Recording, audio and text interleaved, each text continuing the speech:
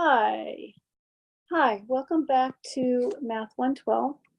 We're going to talk today about section 9.2, which is all about something called hyperbolas. We can think of hyperbolas as ellipses that have been turned inside out and kind of exploded. And here you see on my screen on the right-hand side an example of a horizontal hyperbola. And there are some things labeled, and I'm going to talk about what all that means. First, I'm going to give you the basic form of the equation for a horizontal hyperbola. So, for a horizontal,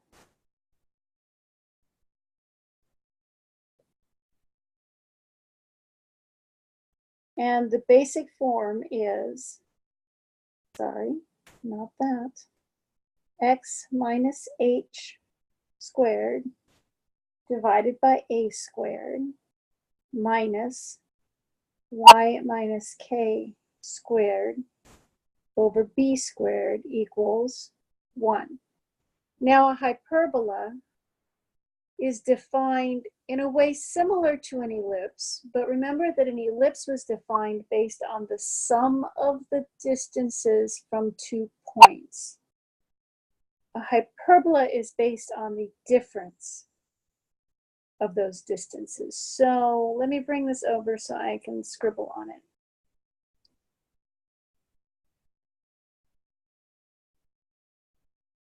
Okay, I'll make that go away for a minute so I can have more space. Oops.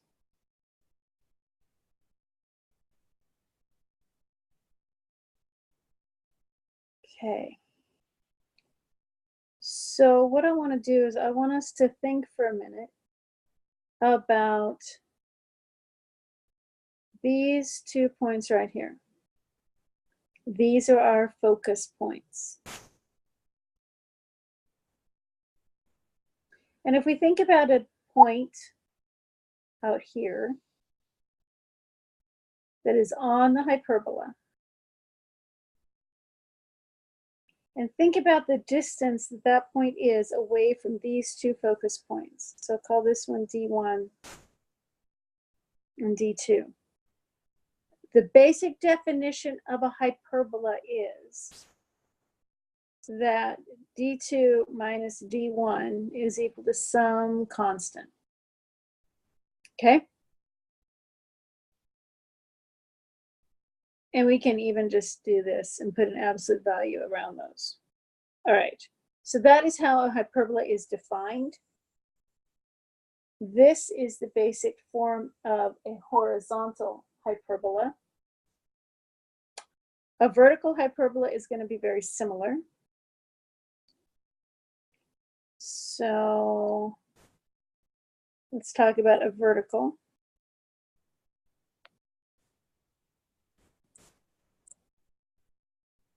A vertical hyperbola is almost the same except the y's come first. So y minus k squared over a squared minus x minus h squared over b squared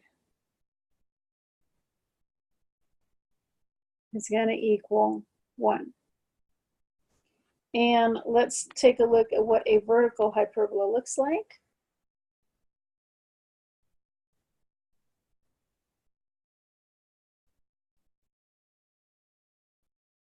I'm going to turn some stuff off here. We're going to come back to this stuff that I'm turning off in a minute.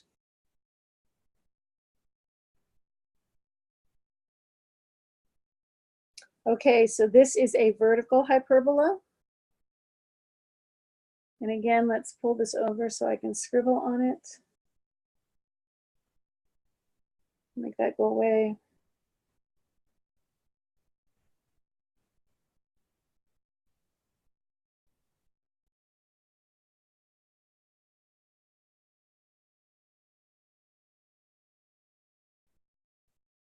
All right, so again,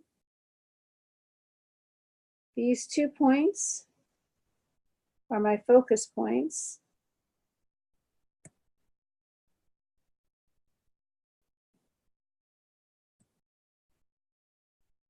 And again, if we think about any point on my hyperbola, the definition is still the same. If this is D2 and this is D1, then the absolute value of the difference between those distances is still going to be equal to this number C. Okay, so what's that got to do with all of these things in this equation? Well, I'm going to tell you, but first I'm going to erase some stuff so that this is not quite so cluttered. So I'm going to erase over here all of my writing on this guy.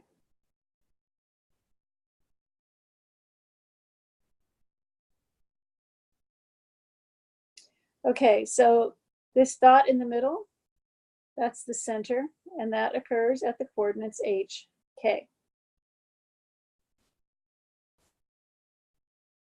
The distance from the vertex to the center for a horizontal parabola or hyperbola is a. On a vertical hyperbola,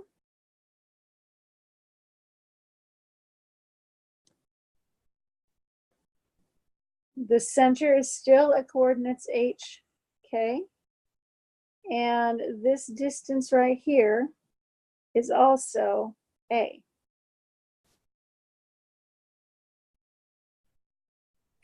Now, if you remember on an ellipse, the distance from the center to the focus was c, and that is also the case for our hyperbolas. Okay, so the thing we're missing is b. All right, so if you remember, I turned off some stuff on that Desmos graph, and what I turned off were the asymptote lines. So each of these, sorry, I'm not very good at this. There are lines that are asymptotic to each of these curves. What that means is that they will never cross these curves. And they should cross in the middle at the center point, but like I said, I'm not very good at this.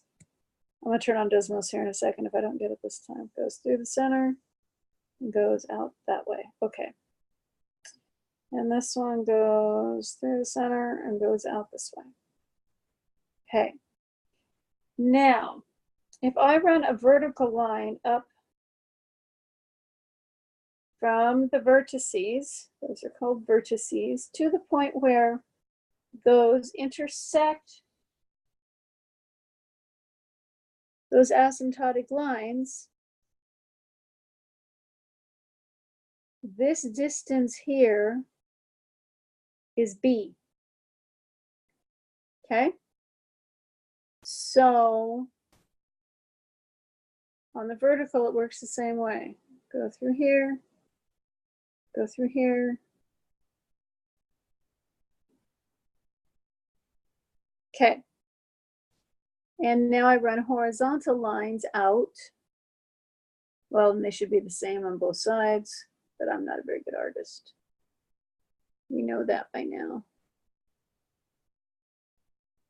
Okay. And this distance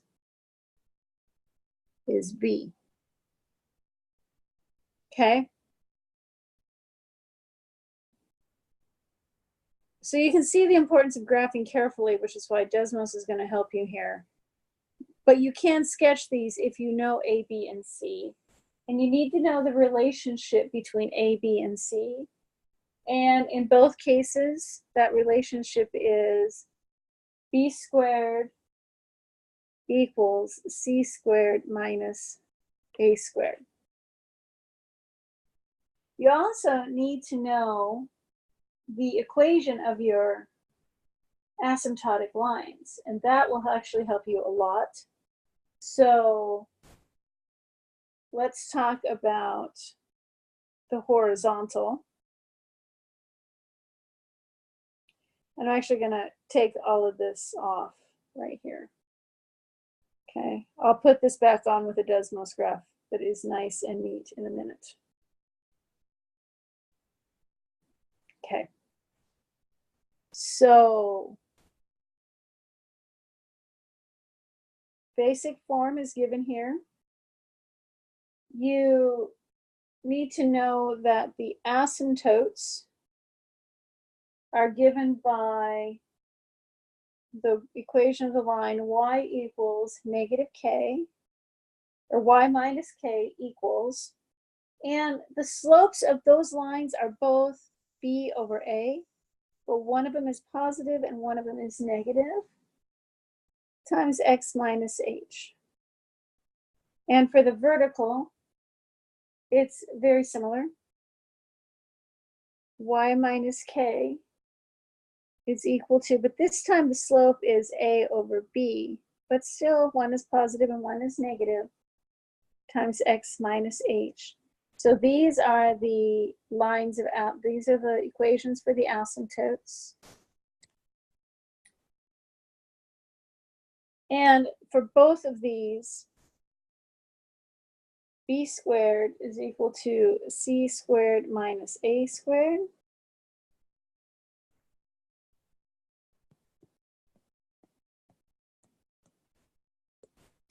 And now let me give you the graphs for these two with all of the reference points that you need.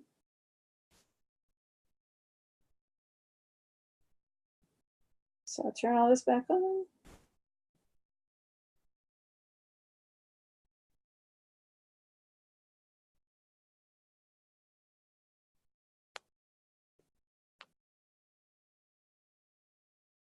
So this is a vertical hyperbola. You might be tempted to think of it as horizontal, but realize that if the foci are stacked along a vertical line, then it is a vertical hyperbola.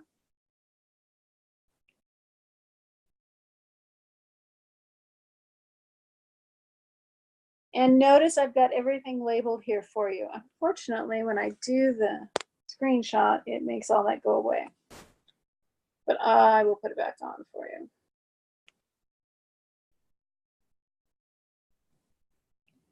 So there's your vertical.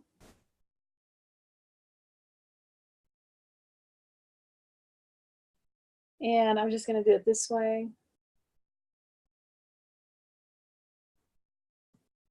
The center point is HK. The distance from the center point to the vertex is A. The distance from the center point to the focus is C. The slope of the asymptotes is A over B and negative A over B. And if you constructed this little box that goes through the vertices and drops, so it changes from horizontal to vertical where it hits the asymptotes, then this distance right here is B. Okay, so now let's do a horizontal one. And again, I'll turn back on all of those references.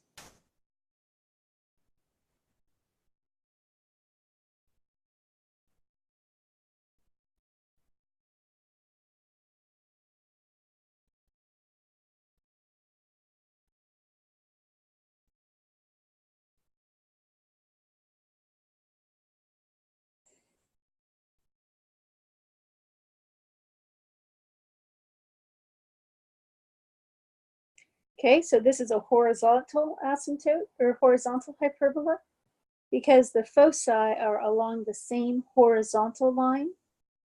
And remember that your center is at the point HK.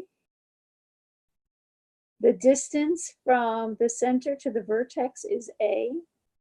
The distance from the center to the focus is C. The slope of one asymptote is B over A.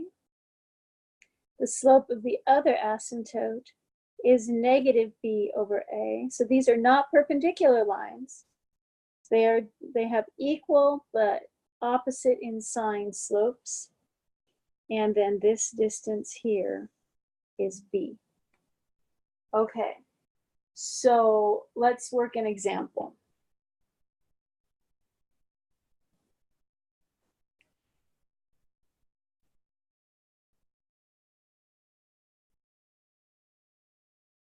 Let's write an equation for a hyperbola that's shown in your textbook.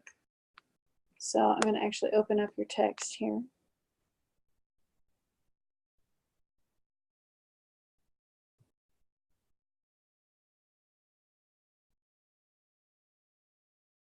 Get to chapter 9.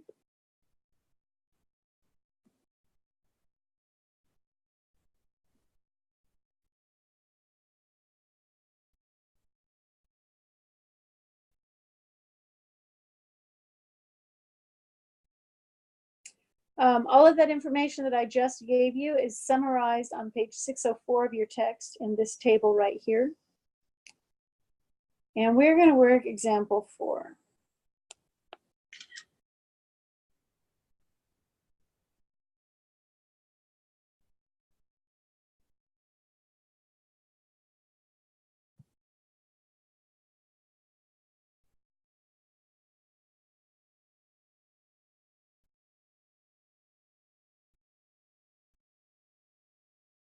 I'm going to crop that so that we can actually see what we want to see, because all we really care about is this little graph right here.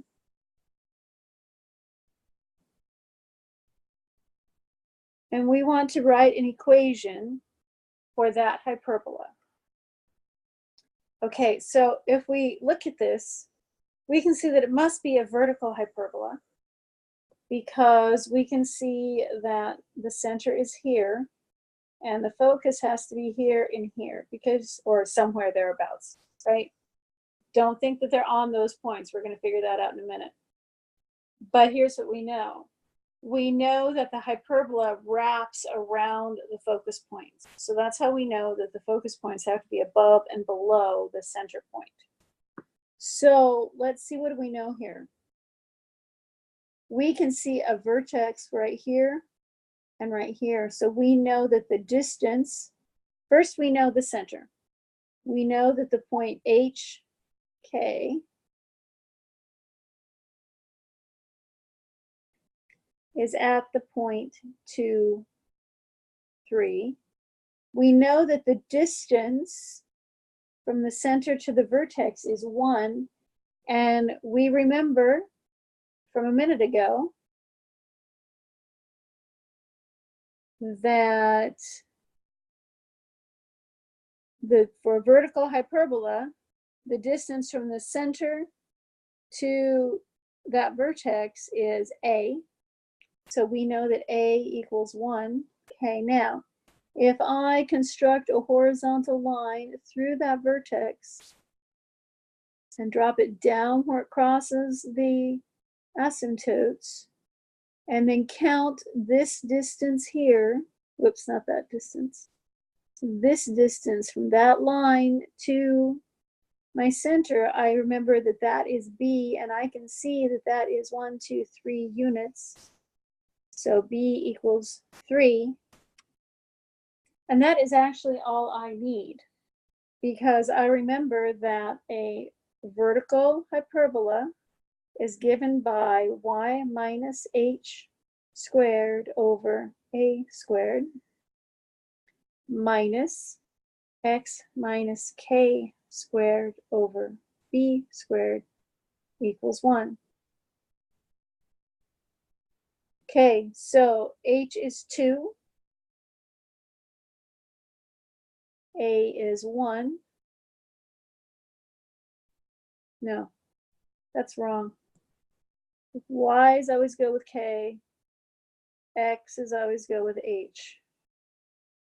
So that should be y minus 3 squared over a squared is 1 minus x minus h, which is 2 squared over b squared, which is 3, equals 1. And my standard form would be y minus 3 squared minus x minus 2 squared over 9 equals 1.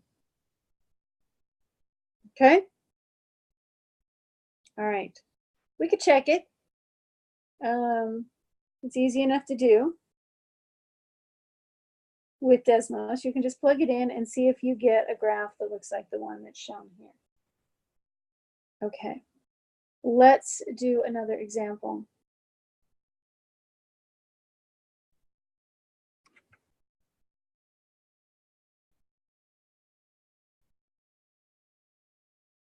I actually want to do an example for a word problem from your textbook. I'm going to leave you to work on the converting equations from expanded form into standard form. It is just exactly the same as what we did with an ellipse, but I want to work on this radio station example.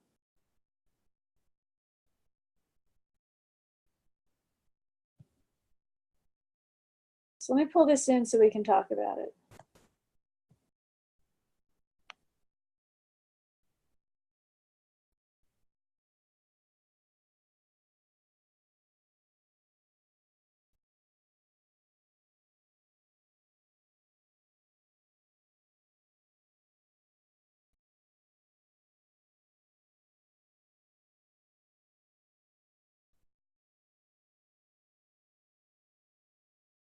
This is again from your textbook. It's on page 609. And this is talking about long-range navigation or LORAN system. This is how ships navigated prior to GPS, but when we did have radio signal. So how this would work is you'd have two radio stations, A and B, simultaneously send a signal out to a ship. The difference in time that it took to receive that signal was computed on the ship, and that gave you the hyperbola that went between stations A and B, and the ship would be somewhere along that hyperbola. If you wanted an exact location, you had to have another pair of stations, C and D, that would give you another hyperbola, and the ship would be located at exactly the intersection of those two hyperbolas. In other words, the single point that was on both of those hyperbola. Okay, so let's examine how we would use this to find the location of a ship. Stations A and B are 150 kilometers apart and send a simultaneous radio signal to a ship. So what that means is that this distance right here is 150. The signal from station B arrives 0.0003 seconds before the signal from station A. And we're told that the signal is traveling at 3,000 kilometers per second. Okay, so let's think about this. The signal from B arrives first. So that means it got there quicker. So the time for A's signal to get there minus the time for B's signal to get there is 0.0003. What does that mean for us in terms of a hyperbola? Well, remember, hyperbolas are based on distances, and more specifically, they're based on a difference in distances. So we can take this time difference, this 0.0003, and multiply it by the speed at which that signal travels. And we get the difference in separation between the ship and the two stations. In other words, the ship is 90 kilometers closer to station B than it is to station A. This is our C. Okay? So how do I get an A or a B, because all I need is two of the three. I need either A or B, A and B, or A and C, or B and C. Okay, I only need two of the three, A, B, or C. Well, I know the distance between A and B, and remember that for a horizontal hyperbola, let's put our center right there at 0, 0, because I get to pick. A is at one focus, B is at the other focus.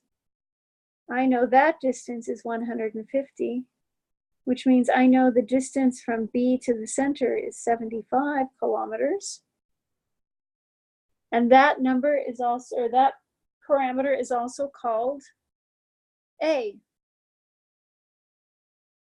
So now I know that A equals 75. I know C equals 90. I know my center is at 0, 0. Can I find B? Sure, because I remember from the basics of my equation,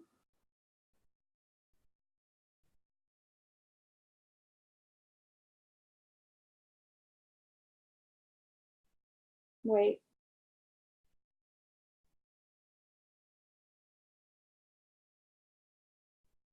Oh, I almost messed up. This distance here, this C, is actually equal to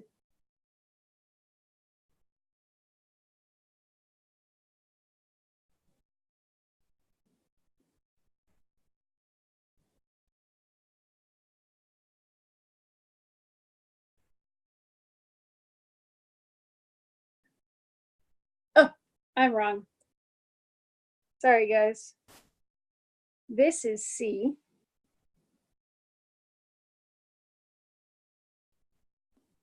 What the heck? Give me a sec.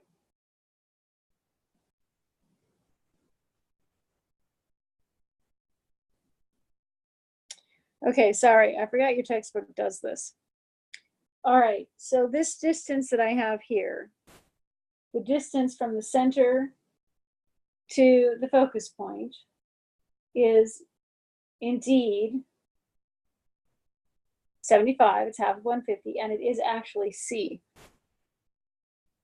So this is not C. This is what your textbook calls K, but I don't want to use K because that's the Y component of the center point. So I'm just going to call this D. So back at the beginning when I was talking about the definition of a hyperbola, and I said that D2 minus D1 equals C, replace that with this. The absolute value of the distances from a point to the focus is equal to this number D. So this is what we need here, okay? That is 90. We don't know A or B yet, but we will in a minute. We know C, and we know that characteristic distance D.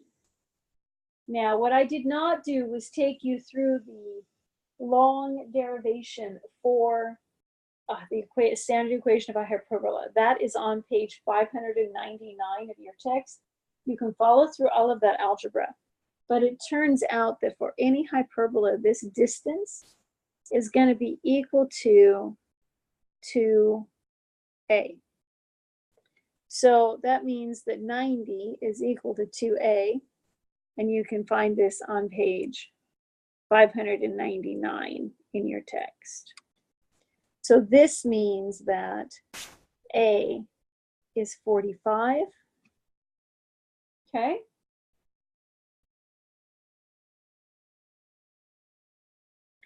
So now I've got everything I need because I know that B squared is equal to C squared minus A squared. So B is going to be the square root. Actually, all I need is B squared. I don't need B. So I know B squared is going to be 75 squared minus 45 squared, which if you crunch those numbers, you get 3,600. So, and we set this up with our coordinate system as a horizontal hyperbola. So the ship is going to lie somewhere along the path x squared over 45 squared minus y squared over 3,600 equals 1, or if we expand that out, we end up with x squared over 2,025 minus y squared over 3,600 equals 1. You can plot the path of your ship and do a little more work with another set of radio stations or some other references to find out exactly where on your path, on that path, that ship lies. All right, this is as long as I want to make this video. There's a lot more about hyperbolas in your text. I encourage you to look at that text and follow through on some of the examples they give. And I will see you again soon to talk about section 9.3, which is all about parabolas and solving nonlinear systems of equations.